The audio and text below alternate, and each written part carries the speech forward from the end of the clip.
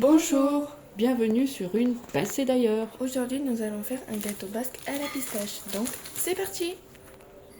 Nous allons donc commencer par la crème pâtissière. Donc pour cela, il vous faudra 500 ml de lait entier, 4 jaunes d'œufs, 70 g de pâte de pistache, la mienne est 100% naturelle, 15 g de beurre, 80 g de sucre, 40 g de maïzena, une pincée de sel, une cuillère à café de sucre vanillé.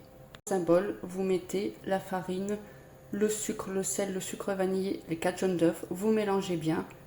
Puis, une fois que le lait sera chaud, vous l'ajouterez petit à petit, vous mélangez bien, vous remettez tout sur la casserole, dans la casserole, pardon, puis vous remettez sur le feu le temps que ça épaississe.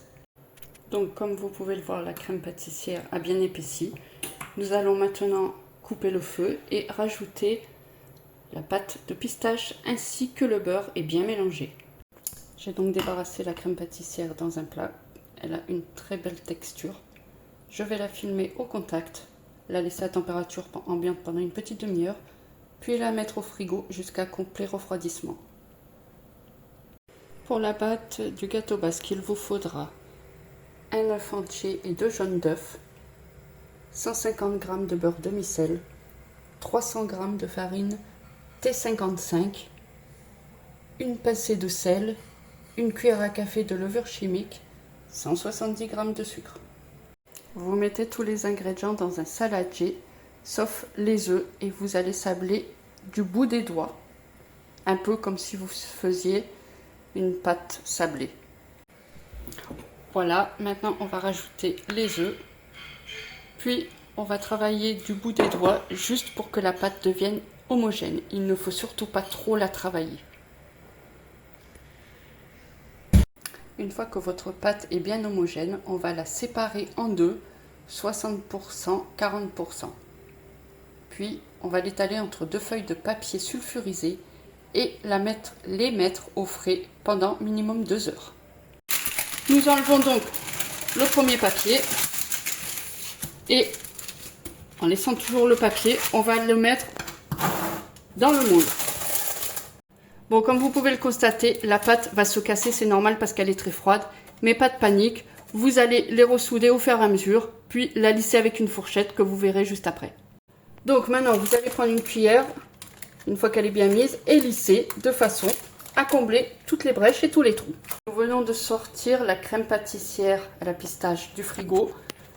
Donc, comme vous le voyez, elle n'est pas trop compacte. On remet un petit coup de fouet, puis on la transvide dans la pâte.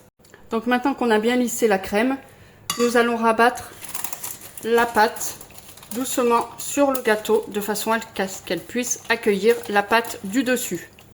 Allez, maintenant on retourne la pâte du dessus et on va venir faire comme tout à l'heure, la solidariser, puis à la cuillère, on ne s'inquiète pas si ça casse. Donc vous allez mettre un jaune d'œuf avec un peu de lait et une pincée de sel dans une petite tasse.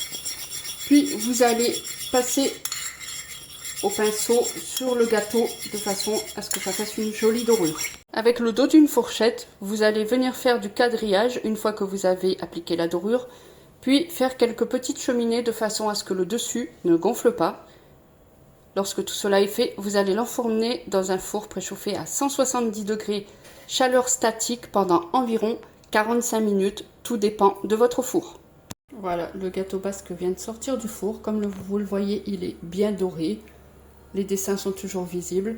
Maintenant, on va attendre un petit quart d'heure avant d'enlever le cerclage, puis l'enlever de la plaque à pâtisserie et le laisser refroidir sur une grille jusqu'au repas de ce soir. Comme ça, les goûts ont le temps de se mélanger, parce que si vous le coupez maintenant, la crème va couler et les textures ne seront pas exactement ce qu'elles doivent être.